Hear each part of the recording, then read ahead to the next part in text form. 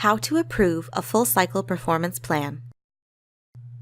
From your employee portal, click Approve Performance Plan for the employee whose plan you wish to approve. This will bring you to the employee's completed performance plan. The employee's name should be near the top of the screen. This will be followed by instructions in light blue. Scroll through the performance plan, being sure to check that the weights are correct. Remember, the total weight for the institutional goal section should be 50. The total weight for the individual goal section should also add up to 50. Also be sure to check that the individual goals and talent development plan are appropriate for the employee.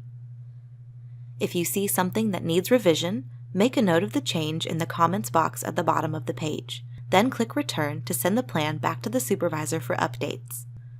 Once the supervisor has made the necessary changes, the plan will be sent to you again for approval. If the performance plan looks correct, you may choose to leave comments in the comments box below. This is optional. Then click Approve. This will send the completed performance plan to the employee for his or her acknowledgement. That's it. For more tutorials on using full cycle performance on People Admin, click the links below. And don't forget to visit our website for additional tools and resources.